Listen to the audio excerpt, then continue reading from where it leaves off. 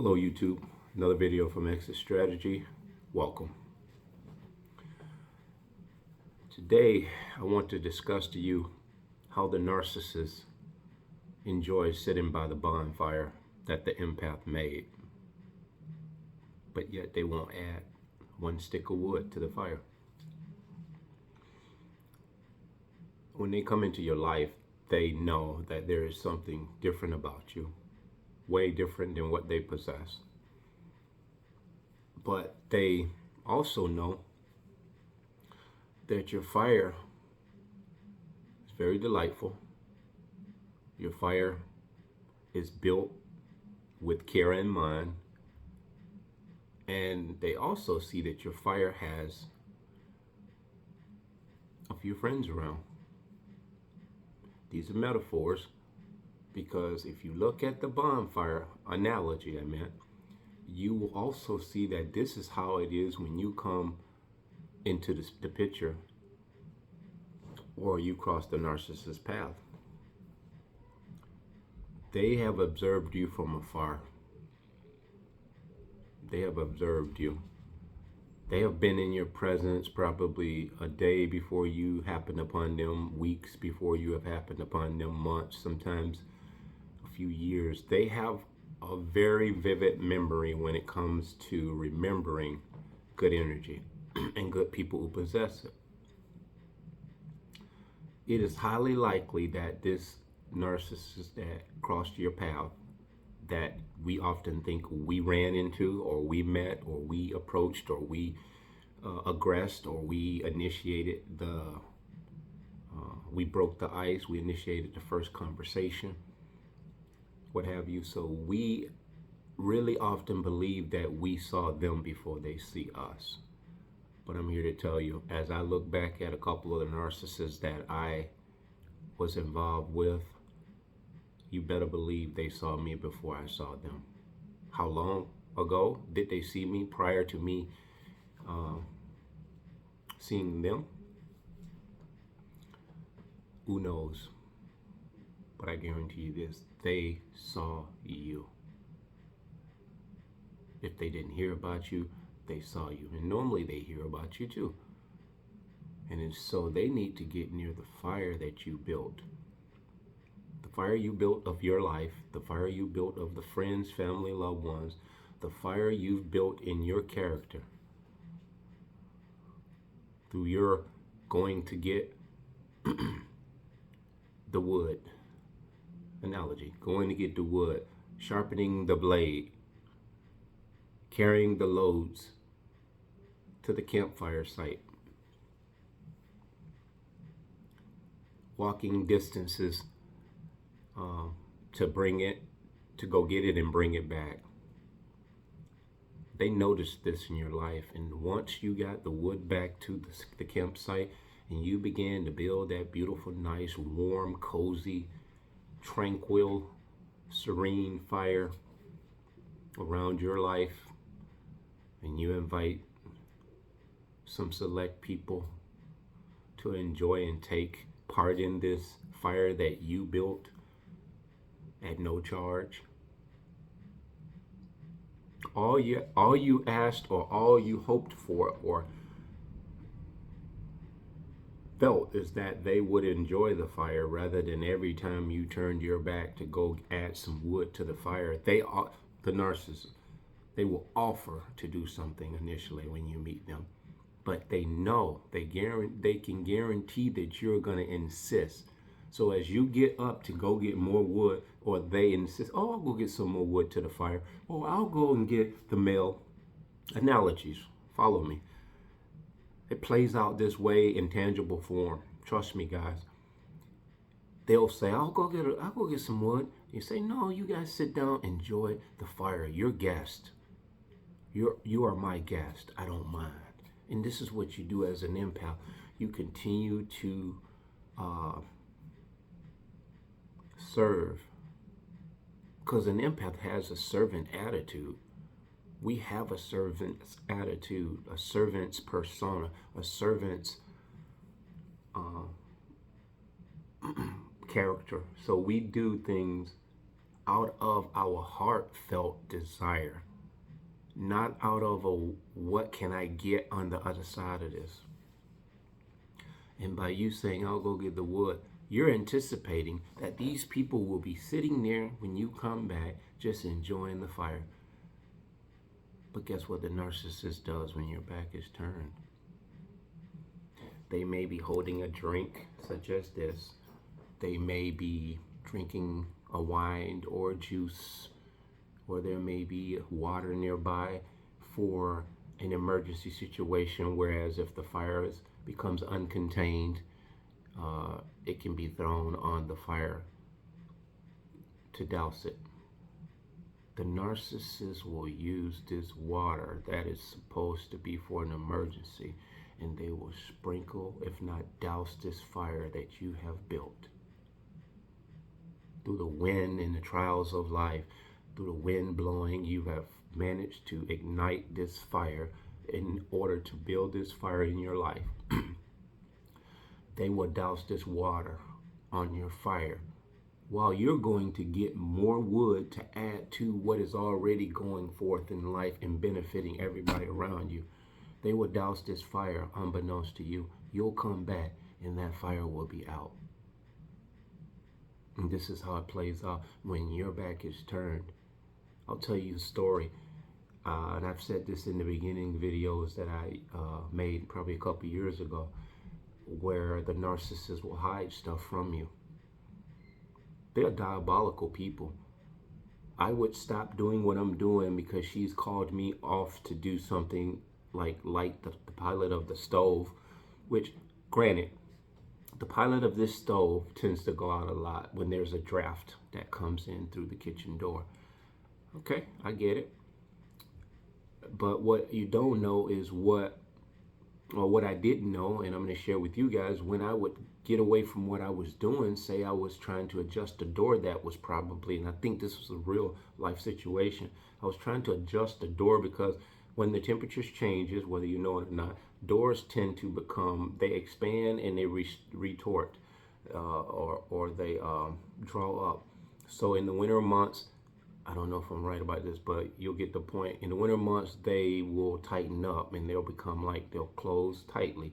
But in the summer months, they tend to release and they're able to open like there's no restrictions. So that's just the expansion of different temperatures and stuff like that, so the wood swells. So I was probably adjusting the door this particular day. And if I see something around the house, it becomes annoying, like a sticking door. I'm just that type of person. I'll try to do maintenance on it. And so she would call me to like light the pilot, and I would come back to where I was working before, and lo and behold, I can't find the drill bit or something of that nature, or a tool I was using. And here I am, I'm looking around for probably 5-10 minutes, not asking them initially because, I'm not thinking that they would know. And then, lo and behold, I can't find it.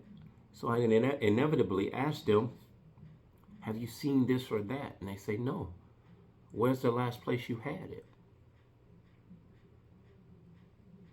And this serves to make you question yourself. Sounds familiar? This is how they gaslight you. It doesn't have to be an argument all the time. Gaslighting someone is to give them an emotional reaction, and it's also served to cause you to doubt your reality. So when they get in arguments with you and they start changing the subject and they start leading you off of the blood trail with some old asinine statement or comment, they'll go back to something happened 10 years ago when you're dealing with an issue right in front of you now. And before you know it, you've forgotten about what you were initially talking to them about. And this is how it works. And so back to what I was trying to convey to you. They'll throw water on your dreams. They'll throw water. They'll hide papers, documents. They will probably end up trashing them. to the degree that they will misplace stuff on purpose for you, you probably couldn't even imagine doing this type of thing to anyone. When she left, she took my twins and my social security cards and all of our birth certificates. Now it's amazing. It's interesting. She took very delicate, sensitive documents with her. This is the heart of you and your identity. This is very sensitive information. Do I think she threw it away? No. They're like serial killers, psychological serial killers. They keep trophies because they need for you to be thinking about that thing that they took. You know, and I haven't even gotten replaced yet, but of course, federal building is not far away. I do have the numbers. I have the numbers. I don't have the tangible cards.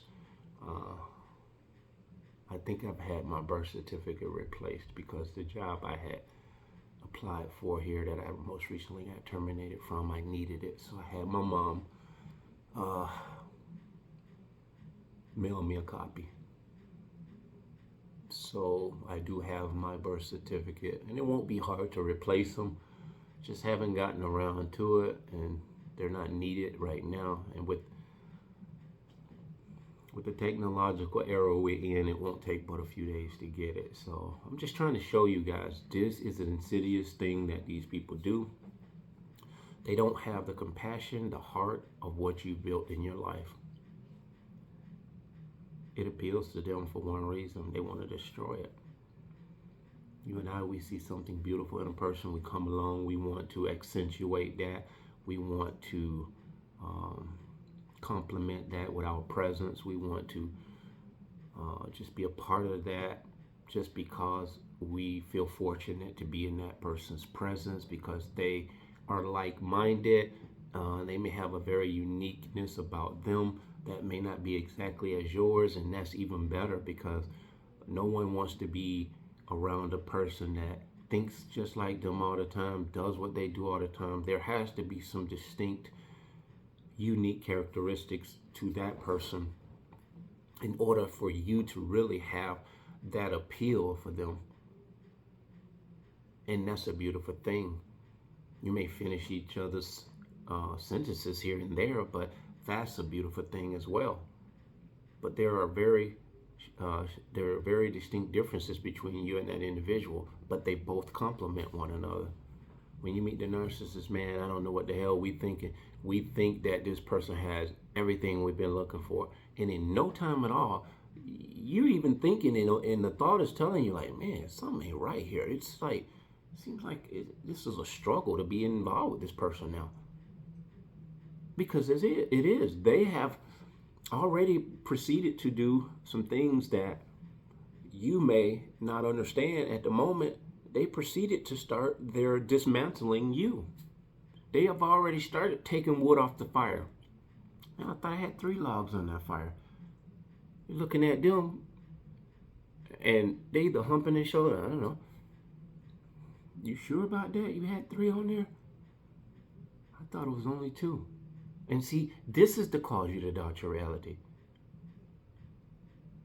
I thought I had a $100 bill here. You sure it was 100? Maybe you miscounted it. I got you guys thinking, man. It's something that you are missing, or was missing in the past when you were with that person. You were misplacing stuff like crazy when you was with that person, and now you can't even remember the last time you misplaced something. You generally misplace something and you find it, and when you discover it in that place, it makes perfect sense that, oh, now I can remember when I came to light the pilot and I put it in my pocket. That's where it's at. That's what happened. It won't be somewhere in a whole nother room that you never even went in. After she left, after I exposed her to her brother, and he did the handiwork for me, telling her abort mission, get out of there. You got to get out of there. He's crazy. Whatever they tell each other. The family knows. But it worked. My plan and my plot worked. One day I'm going to retell that story because I need for you newcomers that don't know my story to know that when you find out you're involved with a narcissist, you don't have to directly tell them. But what you need to do, if there by chance you can't get rid of them or can't get them out of your house, you can't get the distance from them because you're financially burdened by all the bills you've had to take care of, devise some type of plan. And I'm not going to deliberately tell you word for word how to do it. You will deliberately somehow or another formulate a plan where they get the narcissist gets the word that you know that they are a narcissist, short of you telling them. And then you go gray rock in the house that you're still living in with them, and you just watch them. They are going to try to gaslight you. They are going to probably rage at you if you get aggressive verbally or any other way.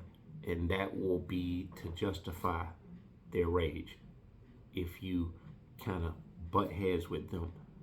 So I would advise you kind of like doing what you see best in that. But there are ways that you can make that person, that narcissist, leave your house, especially if it's your house that you paid for. They become squatters. Squatters, like, they won't leave.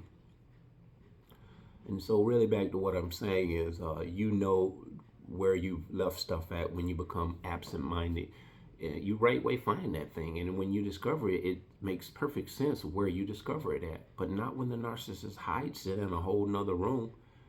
I found a whole bunch of stuff, miscellaneous tools, bits, and stuff that I had misplaced. And so I had total recall. I was like, wow.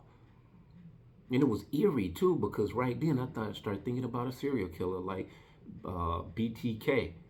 I don't know if you know about this guy, bind, torture, and kill. Park ranger. And what was so sadistic about him, that he was a somatic narcissist, I believe.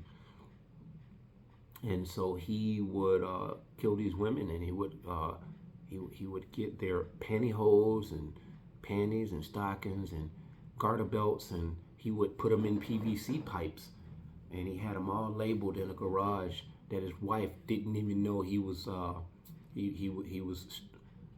stacking and stockpiling until he was caught. And he was a park ranger. And some of those cases where these bodies were found in that park, that national park or whatever it was, he was enlisted to go and investigate them. Imagine that. And in a lot of capacities, these narcissists work in places of authority. This is why you never ever gonna get leverage with a narcissist if you go and try to tell other people about them.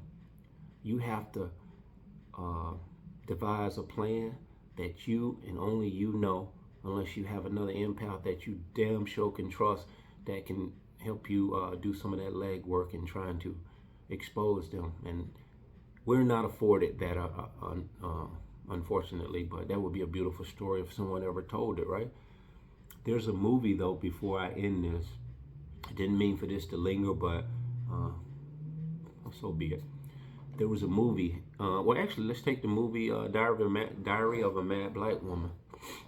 You know, I'm not endorsing the movie, but just for emphasis for this video, I want you guys to remember, if you haven't seen that movie, this is where the husband, he is very egotistical. He's definitely a narcissist. He's just stuck on himself. And so he mistreats his wife all through the movie. Treats her like she's his slave. She does everything she needs to do as a wife. She's loyal, da da da. He has extramarital affair with what he doesn't know is someone who is in cahoots with the wife. You have to go, well, actually, I don't even think that's a married black woman. This is another movie, and I don't know if I can recall the movie, but I know the guy who directed it. I reached out to him years ago.